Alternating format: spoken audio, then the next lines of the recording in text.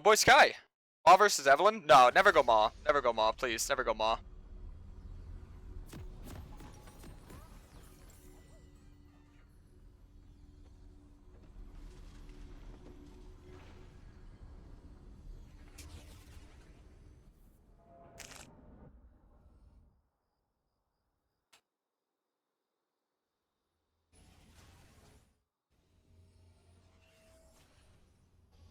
Alright.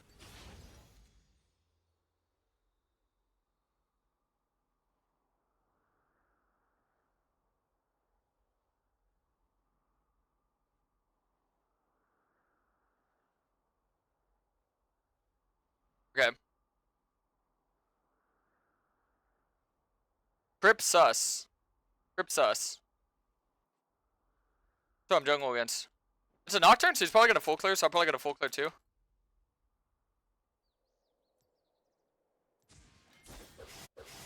Electrocute on Kayn is better now? No, that was Kayn mid. That was Kayn mid.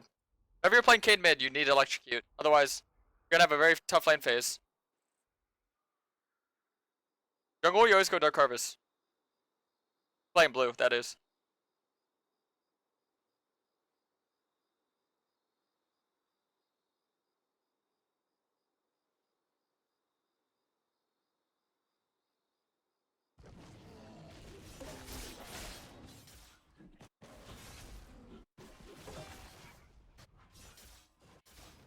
Alright.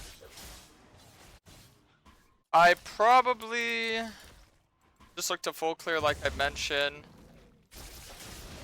You guys know why you full clear against a champ like Nocturne is because ideally Nocturne doesn't have a lot of early strength and he's not very good at invading early. So it's like I can get away with it. And if you can get away with a full clear, you should always full clear.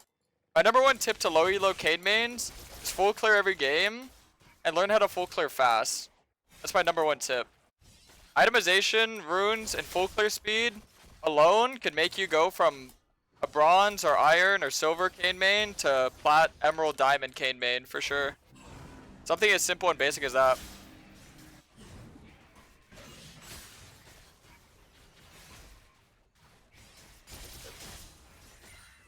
That's why I always preach about comfort. He started Raptors, so what he did was Raptors up into reset into bot side. Actually, you know what's funny is that sometimes they don't even go reset, they just go straight bot side. I don't know who invented that clear, but whoever did has been giving me free LP for quite some time now. Because it's so inefficient, and it really lacks any purpose. The thing is, a lot of League players nowadays don't really think for themselves. They kind of just imitate whatever better junglers say to do, and they don't really understand why. But sometimes better junglers have very stupid outlooks and very stupid strategies that they can pull off because they're better in certain departments. Okay, this is 100% warded. It's 100% warded. So it's not even worth to look for it. If you know it's warded and you know the enemy jung is coming, because okay, this is like League 101, right? So this is how important game knowledge is, guys. So let's just walk through a step-by-step process here of Nocturne's exact thought process. So he goes Raptors up, looks for the early gank, no success. This is why it makes no sense to do this, because it's range versus melee. Teemo's always going to shove that lane, so there's 0% chance top is ever going to be gankable for Nocturne. So after that, he resets, probably. Sometimes they don't, this is why I was just laughing at, but he resets. No, he didn't reset. See, look, he literally did the thing that I said people do because they're stupid. And he doesn't go for a reset, he just farms down. And as he's farming down, you know, he's just... By the way, let me just get a kill here. Yeah. And then I could also get his Raptors here. I could also get the wave shove here, and I could also get the scuttle here. And let me just explain this, because this is probably the most important thing you can understand about pathing, right? So you guys know that logically speaking, he should get a reset and be at the scuttle, right? And if he has bot prio, and if he has full control of the scuttle, see, I'm not even going to go for his Raptors because I prioritize getting the shove in for my mid laner. You know how much I just saved my mid laner's game? The wave stay was so horrid. He was down a free kill. I trade a kill. It's common sense that Nocturne's going to be there. I didn't ping it because it's so common sense that you shouldn't have to ping it. But see, laners will die because they don't pay attention to the map. They pay attention to their lane. The thing is that I think in high elo you should just have basic game awareness. Either way, regardless of that, I made sure that I shoved the wave in instead of going for the invade. The invade would solidify a win on the jungle, but the shove mid would solidify my mid laners in equal footing with the Orianna. But the main thing I was getting at was that I know Nocturne's gonna be bot side with a reset, presumably, if he's smart. I assumed he was smart. Sadly, I was mistaken this game, not to be mean, but just pointing it out. Because I'm not gonna, you know, sugarcoat it. These are high elo players. These aren't like children, you know. So I'm gonna call it out as it is. It's a horrible, bad pathing thing to do. You should never do that. I'm gonna scrutinize every single bad pather I see because it's not something I ever want you guys to do. So, with that being said, he was at the bot scuttle, and if I know that he has prio and if I know he has reset, the smartest thing I could do is reset and go to the top scuttle. And then I could also look for the counter gank mid, which I did, and I was able to turn what would have been a horrible play where I could test bot scuttle, waste my time, potentially die, and I turn it into an amazing play where I'm able to save mid and get top scuttle and get a leverage over the enemy jungler. And now I have more tempo. And I can also hover this bot here because I know Nocturne's going to be down here. I know Nocturne's going to be down here, right? So if I know Nocturne's going to be down here, I can just walk up and I counted this play, right? And we get a kill. And now I just won bot lane. So guys, I'm gonna walk with Nocturne here. Honestly, I'm not gonna queue in. I'm not gonna queue in.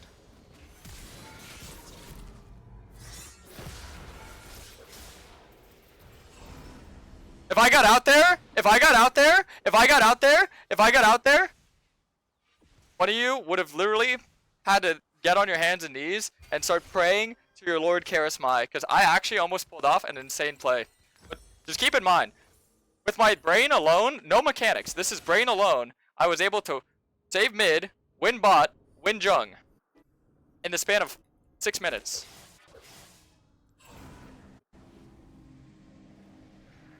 That's how jungle works. I know, probably no one's paying that much attention. No one probably cares. Because I do it so much, people stop caring. But it matters to me, you know? Matters to me. I don't need to give this because I can kind of just like bait. Actually no, Teemo's gonna come and Mundo's not gonna follow. That's fun.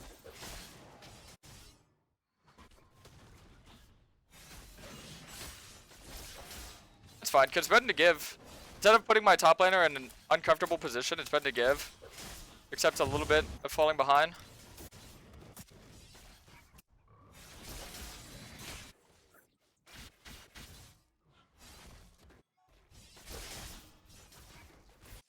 So now we know Nocturne's just going to be in his top side farming down again. So if that's the case, I'm just going to do the same thing I just did with bot lane, right? Except now he has his ult, so I need to be a little bit faster. Because he's going to be on top of them immediately, so second he ults, I need to be on top of them immediately.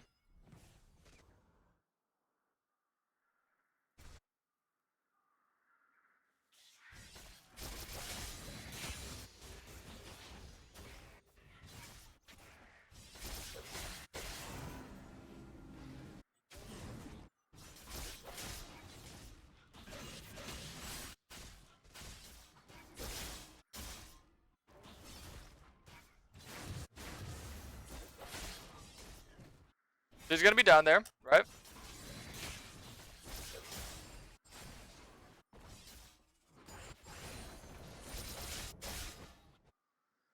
Bot camps. He has his ult, so he's going to look to ult bot, right? The second he ults, I'm going to be right there.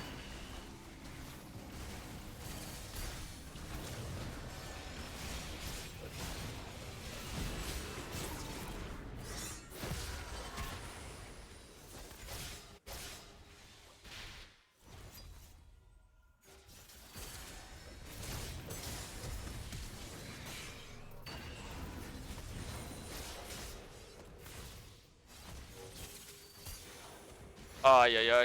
That's fine though. I could have played that better. I waste my E. By the way, if this was Karasmai, we would unironically win this. So do you guys see how everything This I'm guy mentioning... is youngling. What's up, Zertzi? How's it going, my boy? Do you guys see how everything I'm mentioning is everything that's happening? Because this is how jungle works at the highest level of play. You always understand where the enemy is, and you always understand what they're thinking. And what you're what you're left with, is you're left with the decision of, what can I do? So right here, we're rationalizing the game, right? So we have bot prio. Technically, we should, because the wave shove in. And we don't have top prio. I want to play top because it's the top scuttle. Usually you want to play towards the objective that has the scuttle on it. That way you get 2 for the price of 1, right? But I also understand that Teemo could make my life a living hell, so... Guys, I got really lucky. Because now I don't know what the enemy is thinking, right? Because Ideally, Nocturne should go to the top scuttle, and Nocturne should get the topside objective, because he doesn't have his ult, so why would he contest a contested fight at bot? But instead, he opts to go for whatever this was. This is why it's so important to know when to give and when to trade. So if he knew to give the bot objective, then he would have gotten the top scuttle and he would have got the top objective, and Nautilus would not have died for free, right? But instead, like, see how every single one of your decisions, it either is going to net you something or it's going to take away something. That's why you have to be very, very precise with your decision making. The more precise you are with your decision making and the better you are with your pathing, the better player you will be. I always tell people, if you know how to path, you will be challenger. Every jungler and their mother thinks that they know how to path, they know how to play the game. But not a real jungler knows how to path until you've hit challenger, and that's fine, because if you don't know, then there's just infinite room to learn, right? Notice when I exit with my ult, I always exit towards where their entryway, or where their exit way would be, so the only place that she would look to go is if she were to flash, she'd flash over the wall, right? She would flash over the wall, try and run towards her teammate, but if I'm there, before she even does it, that's a prediction. I'm gonna put a control ward on the Rift. I'm looking to give this objective because, like I said, they have like a fed Teemo, so I'm not gonna mess with that. And even here, see, this is even another decision I made. Instead of going to my Krugs, I went to my Gromp. And like a lot of people, they don't rationalize these things. They don't think about it. Why would I go to my Gromp instead of my Krugs? Well, one, there's the Rift, and if Teemo resets, it's easy for me to get. Two, if I reset and I get my form, what do you think is on my mind? What do you think is on my mind? The second I get my form, what lane do I look to play off of? Bot lane, right? So if I want to play off my bot lane and I just got my form, by the way, let me find Nocturne. If you guys want to know, you can find Nocturne with your function keys. You have to pay very close attention to the ground. So he was on the support. The ground will always show where Nocturne is. So it's very important to keep in mind. Nocturne ult's going to be down for like 2 minutes here, so we have some time to work with. We have a form to go with, so if they stay, they all die.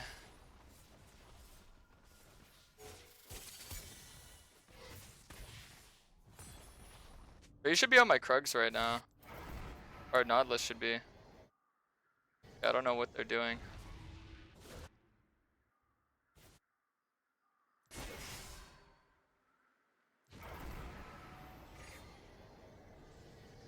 Best not to overforce this. I could easily solo kill him, but the thing is what am I investing to solo kill him? Investing my smite, I'm investing my ult for 1 kill. But what does that kill give me? 300 gold? I could get more out of it. Because let's say if I kill him topside, then I kill him and I get his topside camps. It's not just 300 gold, it's way more. So not only am I getting 300 gold, and then I'm getting 2 camps, which would net me around 500 gold, but I'm taking away 200 gold from him, which would be a 700 gold play. It's not just about adding, it's about subtracting as well. A lot of people don't realize that about League as well. League is just about... Our jungling is just as much about subtracting as it is adding. So every time you take something from them, you're subtracting from them. And that's added towards you.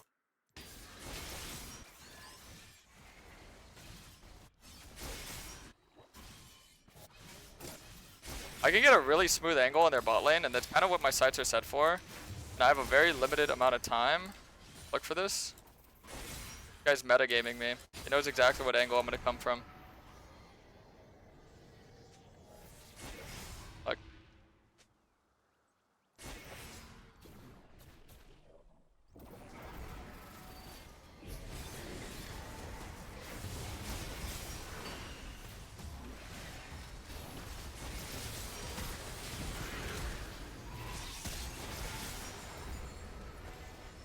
Cool.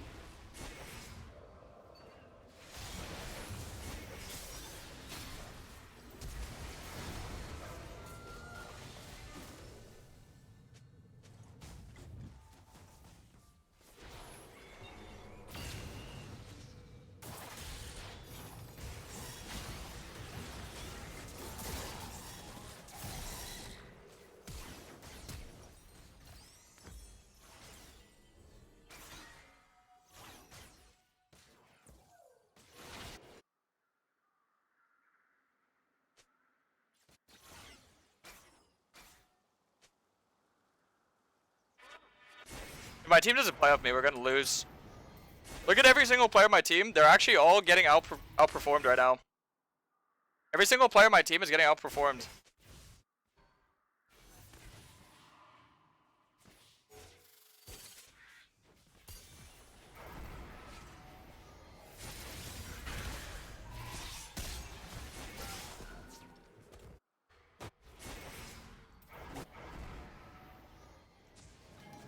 And now it's running down here.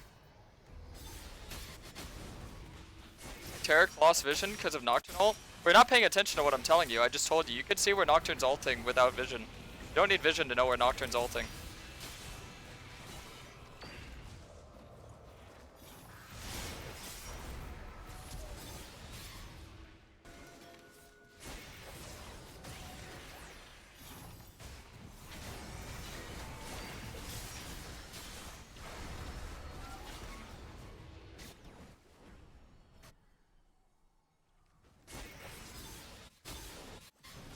What you guys expect from your teammates in low elo is not what I expect from my teammates in high elo. In high elo, you have to understand how champions work if you want to be a good player. You can't be the highest rank, the literal highest rank in the game, and not understand how everything in the game works. That's just my expectation. Like that's What's my up, brutally Dylan? honest How's expectation. the games going? I'm not gonna flame my teammates, but I'm gonna ask more of them than any jungler will ask of them because I'm gonna be able to lead them in a way that they've never been led. At least with Kayn, right?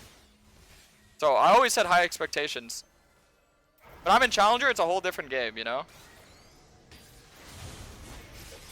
Okay. Exit with a little bit of range in case he gets flash. Yeah, see, Akali wastes her ult once again. Like, it's very sloppy gameplay. The more that you get to Challenger, you realize that a lot of it's so sloppy. Because you guys might think that's a good play. In my head, that's not a good play. Because I got the kill on my own, and Akali wastes her ult. Akali should have been more focused on just getting the wave shove in, resetting, and using her ult to kill Orianna again. That way we could actually punish Orianna. One kill doesn't mean anything, guys. Like, if you're gonna learn and you're gonna study and you're gonna become a Challenger player, you need to understand that there's no room for error. There's no room for mistake. Because look, she wastes her ult, she overstayed, she died for free. I'm not gonna coach them, but I'm gonna expect them to be smart, you know? Like, I'm not gonna, like, drill sergeant them, but I'm just gonna ask for, like, what I can get out of them. That makes sense? I think it's always good to, like, set expectations for Challenger players. If I was playing in like a master lobby, sure, GM lobby, sure, but these guys are Challenger, you know? Can't be the highest rank in the game without understanding these concepts.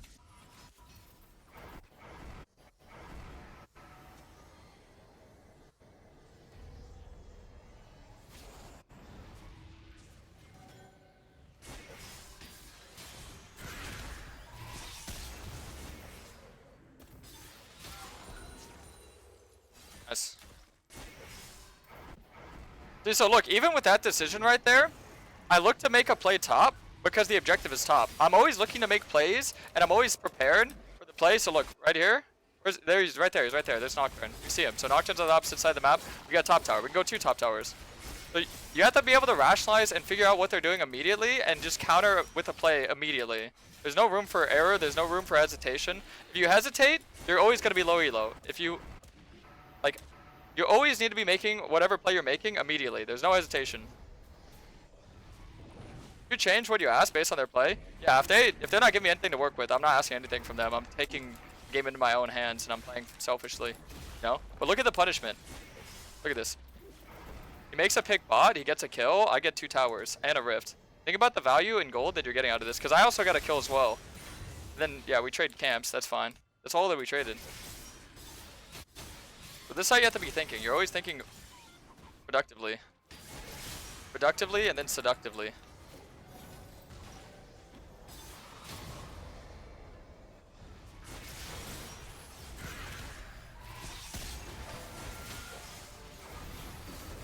Oh, Mundo left me high and dry, didn't he?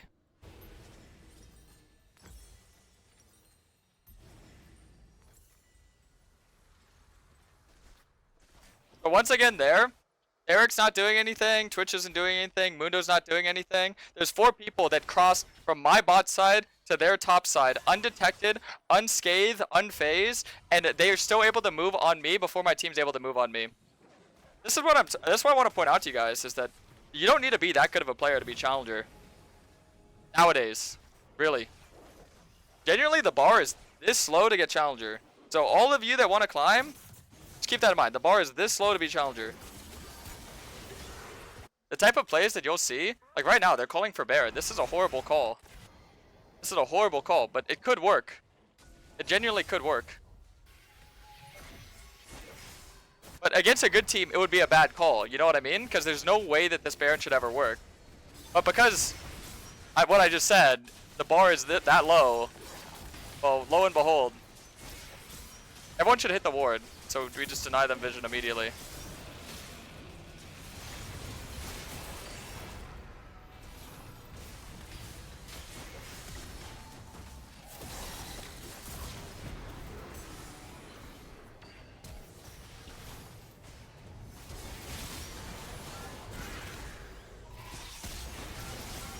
And got them all.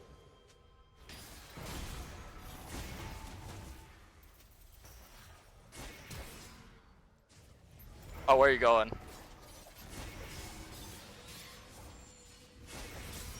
Where are you going?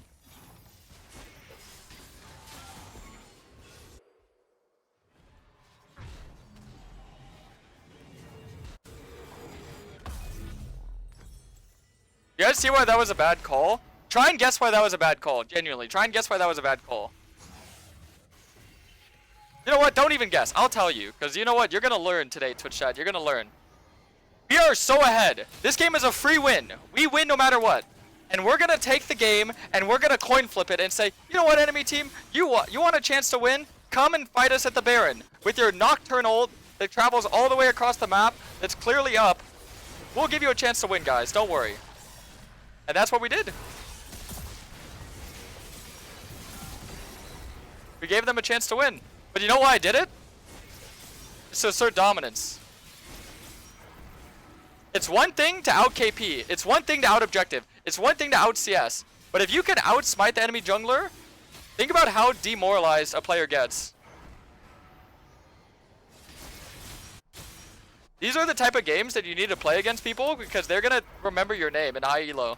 They're going to remember your name and they're going to think very like scared thoughts every time they play versus you. Because look, they're not even going to play anymore. They FF'd. This game would have went on like another 5-10 minutes. Ends like this. Confidence. It rubs off. GG. Hope you enjoyed.